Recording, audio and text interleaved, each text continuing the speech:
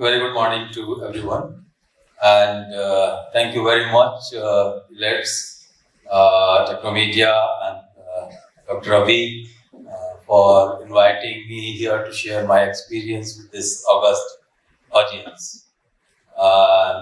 As all the stalwarts of the BFSI industries are here to exchange learning with each other and to learn something from this conference, and I hope that the kind of panel discussions this summit is having is going to really benefit us in shaping our strategy and what new we can give it to the society and what we can do for the company. So with respect to now, last 10 years, we have witnessed lots of change in the digital space and particularly in the BFSI sector. And the role of Aadhaar, which is digital identity, there's no need to tell about it. Everyone is aware that how Aadhaar has changed the delivery of these services, particularly the financial services.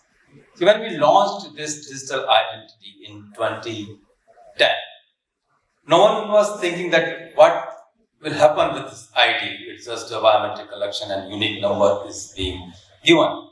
And after that, Aadhaar authentication, then the electronic KYC, all these products were launched and many services come on the Aadhaar-based eKYC. And very simple and the cost-based, least cost. Initially, the cost of delivering of the services was more typically in the rural areas, but with the digital identity, Aadhaar authentication, cost is reduced and we are able to give the services.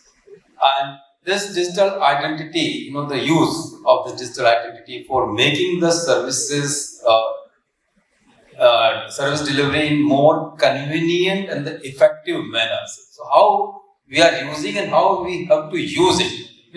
We have to think continuously in an innovative manner that what new we can do further to leverage the power of this digital identity and the gem trinity.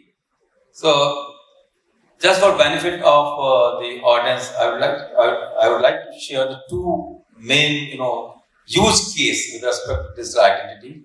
One, of course, is the financial inclusion that your industry is dealing. Another is this one nation, one ration card, where the entire ration card has become portable across the country. So, I'm not going to detail. You can find the details more on the website. That a person having the ration card in the Bihar or a member of the ration card issued in the Bihar can come to Mumbai and take the ration. This is the power of the digital identity, and the rest of the family members are taking the ration in the Bihar itself.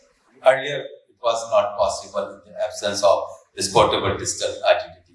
And using this digital identity, we have saved around 2.7 lakh crore subsidy by using the Aadhaar as a D2P cater in the beneficial database. Now, what I would like to share with my experience, whenever we develop any product for the service delivery, we have to see the ecosystem. Ecosystem should support that product. Now, I will just share one example. Many of us are aware, long back, the BSNL launched the IPTV. But that time, ecosystem was not ready. There's no connectivity, no bandwidth, no content. And the product was there. Now see the same IPTV product in the form of the Netflix everywhere. It's just booming now. We are seeing the market share of the cable TV shrinking day by day. So the idea is that whenever we design any product, we require the ecosystem support. Without the ecosystem support and the availability of all the resources, we can't launch that product. If we want success, we have to think in that fashion. See, take the example of UPI. UPI is doing wonder. It's a digital public infrastructure. 1,000 crore transactions in a month. It's mind-boggling. Nowhere in the world, right? And everyone is appreciating UPI. But just think, if UPI would have launched in the 2012 or 2013, is it the same case? No. Who is doing maximum transaction? We day in, day out, maybe at the chai wall, at the vegetable hawker, medical shop, everywhere we are using this UPI. but that requires a bank account. But before that, there were no bank accounts because there was no identity. So the first digital public infrastructure, that Aadhaar, has come, and more than 48 crore bank accounts have been opened under Pradhan Mantri Jan Dhan Yojana after 2014. And because of those accounts, and those accounts are not for the higher value account that caters the middle class, it's all lower strata, all these vegetable hawkers, etc., which are now taking this 10 rupees, 5 rupees in the form of the UPI. So this is the change. So the ecosystem is ready and the UPI is launched. We are seeing how the product, is doing well. So why I am sharing this example, any financial product, maybe whether it's insurance product or any loan product, whatever you are going to launch, we have to think through that, okay, what are the other constituents we require and where we are going to launch this product in a particular geography, whether that supports or not. Right? So, and maybe of course, I have heard that many of the PFSIs are giving the loans based on the information basis. Because earlier there was no information about the revenue earned by a particular vegetable hawker or the taxi driver. But now with the UPI or digital payments, we know that how much revenue a person is earning, and based on that information, the loans are being offered. So it's really, has changed the service delivery. Right? And in the form of the direct benefit transfer, it is reaching directly to the intended beneficiary. No bogus beneficiaries. So all these things, the digital identity or the digital India, it has made the service deliveries really very, very convenient and effective. And we all are seeing the benefit of that change. Now what else we can do using this digital public infrastructure? So one is Aadhaar, another is the UPI, then the COWIN, and now ONDC is coming up. So all these platforms are coming. But, majority of the services require something, the payment. And of course, the UPI is one of the constituents. But what else we can do in other products? We have to think that how we can integrate it. Maybe, can we do something that it's a regular feature to make the payment? So when while ordering, automatically the payments getting deducted. Maybe we have the system, but we have to think a very innovative solution. Maybe it's the wallet-based solution. Solutions are also available. But with my experience, what I suggest that whenever we design a product, we have to win the trust of the customer. See why UPI is successful, because there is a trust, and trust will come when the product is good and we have a robust grievance redressal system also. So if we are not having a robust grievance redressal system, then again the people will say that we have used this product, but maybe something has happened, maybe my 100 rupees is gone. See, remember, if we want to cater the market, we want to become a leader in that market, we have to think about each and every customer. It's not only the person who's earning the 1 lakh rupees a month. For him or her, it's 1,000, doesn't matter. But a person who's earning just 15,000 rupees a month, and for him or her, 100 rupees matters. So if something will happen in the digital space, digital payment, and some grievances, then we have to, solve the issue immediately. And now smartphones, 85 crore smartphones in our country, and we'll see that with the Make in India, the smartphones are getting affordable, and everyone will have the smartphone. So all the digital solutions in the PFI industry really will help the last mile. But another issue that we have to understand, whenever we are going to launch any product in a particular market, we have to see that learning of that customer. Right? There are still many customers who are not using the smartphone. They are having the smartphone. I have seen the person who are having the high-end smartphone, iPhones, but they are scared to use any applications. And in the coming era, the cyber attacks, and so all the security of the data, we have to design our product such a manner that yes, one can trust that in this product, if I will use, there's a high probability that no one is going to touch my bank account, because it's all financial matter in the PFIC industry. So apart from KYC, because KYC is very, very important in the financial services. So of course Aadhaar you are using, and whatever the regulator is prescribing the document that you are taking, you have to use the digital identity Aadhaar, where the QR code is also there. So this is only the identity that you can verify offline also. Sometimes many of the services, while filling the application form or day-to-day inquiry or taking the lead, when we ask for the identity document, maybe sometimes we are not able to do the Aadhaar authentication online, or some of the services it is not mandated, but we have to ensure that whatever the data we are collected is of the quality data. Because if data quality is not good, it will again create a problem in our systems. Because it's not only that just doing the KYC and give the product. Those companies are not going to survive. We have to design a product and we have to service that product also. So for that, many more things will require. The related data is also required. We are now capturing the consumer behavior also. So all these things, if we code correctly, then only we can serve the customer in a better form. And now maybe everyone is gone through the provisions of the data privacy bill, that already Gazette notification has been issued. Maybe the date will be given by the government any time, right?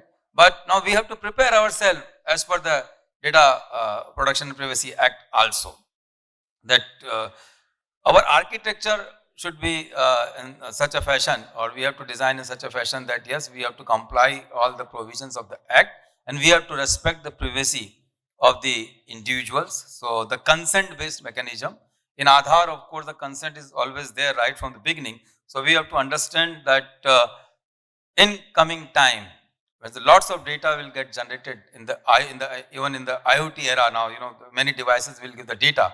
So our financial data is very sensitive. That will come. So we have to ensure the security of the data also. So that, of course, it's a very important point.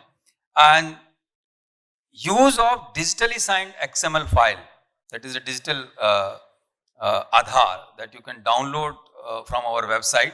So for that, UIDAI is working that maybe to make it more simple, how to integrate this downloading of the digitally signed XML file, and you can integrate or embed the same in your financial product to check the KYC. And another is that use the scanner, this Aadhaar scanner for reading the digitally signed QR code, so it will give the quality data. Otherwise, your person who is taking the application is writing the form as on it also on the paper, and they are writing maybe my name, maybe the form in the Marathi or in any vernacular language. They are writing the form in the vernacular language, and then they will translate into the English. Sometimes they change from Sumnesh to Somnesh or Samnesh. So then in the EPFO we are seeing these type of problems. When a company recruits the employees and they send the data to the EPFO and they have opened the account, and then at the time of the claim, when they are saying, okay, your name is different in Aadhaar as well as the given by the company. So all these things will create the problem and unnecessary, problem for the customers or your employees. So we have to ensure that the data quality should be good. So use, if Aadhaar authentication is allowed, use that, or otherwise you can use the digitally signed QR code to scan and take the data. Or maybe suppose you want an additional thing. So your system should be in such a manner that, okay, I want to keep my data in such fashion, but side by side, this data is come from the Aadhaar or the QR code or after Aadhaar authentication. So maybe it's not exactly the same, but you have both the data. Maybe you want Sumnesh Joshi, you want the father name also. Okay, keep that. But in Aadhaar, name is Sumnesh Joshi. So that's fine. But your person is able to know that person is the same because the biometric authentication or maybe the OTP authentication has been done. But you have the entire data, but don't mix up. So we have to think in the designing perspective that in future, whatever is required, whatever analysis we can do, we can do. So And another thing is this response time. In the industry, what we have seen that sometimes, because load, day by day load is increasing and your product is good, but you have not designed your servers, etc., capacity is not there, then again it creates a problem. So that we have to think that expectation has been increased. So from Aadhaar, we are, day in, day out, I have seen the issues that sometimes our helpline is getting that your online services is slow. So we have to, continuously upgrade our servers, and we have to ensure that the response time should be very fast. And in coming time or the next 10 years, as last year in Digital India program in Gandhinagar, Honorable Prime Minister said that the next 10 years are known as the decade. So the technology will drive the entire digital ecosystem. So we have to work in that direction, and we can also contribute for the Digital India. For example, with respect to the Aadhaar, I can say that maybe in the hall, everyone is having the Aadhaar, maybe the plastic card, the PVC, or maybe the laminated card, etc., etc. And we are showing that card maybe at the time of the entry at the airport or wherever we are going. And everyone is having the smartphone is this, but still we are not using the Aadhaar app. Maybe it's an inertia initially, but when we start using all these applications, so it's one example I have given for the Aadhaar, but there are many things that we can do digital. And as a individual, or maybe when you work in a company, see, when we educate the other ecosystem partners or the customers, it will help. And of course, every company is having some budget, to create the awareness. So it's not only the marketing of the product, we have to train the ecosystem also, we have to train the customer also, educate them. Then only they will consume the services in the digital form. Otherwise, you have designed a product, everything is good, but no one is going to use that product because of some, fear with respect to product. So that also we have to think if we want to launch any product.